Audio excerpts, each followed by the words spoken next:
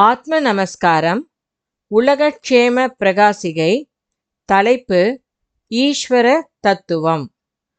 துணை தலைப்பு அக்ஷராபியாசம், அதாவது வித்யாபியாசம். உலகில் இப்படி தத்துவ ஞானம் இல்லாமலும் சாஸ்திரங்களின் அதாவது மறைநூல்களின் பொருளை தவறாக கருதி உண்மை விவரம் இல்லாமலும் போக காரணம் அக்ஷராபியாசம் இல்லாமல் போனதால்தான். அக்ஷரத்தை அபியசிப்பதுதான் அக்ஷராபியாசம். அக்ஷரம் என்றால் நாம் சாதாரணமாக கருதி வரும் லிபிகள் அல்ல. அவை சப்தத்தை இன்னதென்று தெரிந்து கொள்வதற்காக உண்டாக்கப்பட்ட கோடுகளால் ஆன வடிவங்களே.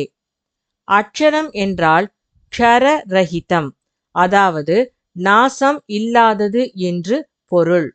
நாசமில்லாதது எதுவெனில் பிரம்மம் ஆகும். அது தான் ஆகும். எனவே தன்னைத்தான் அபியசிப்பதுவே அக்ஷராபியாசம். அதுவே வித்யாபியாசம். காரணம் வித்தை என்பதே அக்ஷரம், அதுவே தான். எனவே வித்தையாய் தானாய் அக்ஷரமாய் நாசரகிதமாய், அதாவது அழிவற்றதாய் இருக்கின்ற பொருளை அபியசிக்க வேண்டும். அப்பொழுதுதான் தாதுவிற்கு உணர்வு உண்டாகி பொருள் கிடைக்கிறது. அகரம் முதலிய கோடுகளை அக்ஷரம் என்று சொல்லி அபியசித்தால் அனர்த்தம், அதாவது பொருள் இல்லாமல் ஆகி தாது நசித்து உணர்வு இல்லாமல் ஆகிவிடும். உண்மையான பொருளை அறிய வேண்டுமென்றால் மேற் சொன்ன கோடுகளுக்குள்ள சப்தங்கள் எங்கிருந்து உற்பத்தியாகின்றதோ அங்கே பார்த்து படிக்க வேண்டும். சப்தங்கள் உற்பத்தியாவது உள்ளே மஸ்தகத்தில் இருந்தாகும்.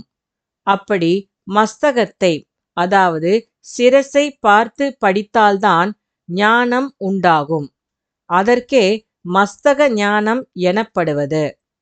உலகத்தில் இப்பொழுது படிப்பதெல்லாம் புத்தகத்தில் ஆகும். எனவே உலகில் இப்பொழுதுள்ளது வெறும் புஸ்தக ஞானம் ஆகும். அது பொய்யாகும்.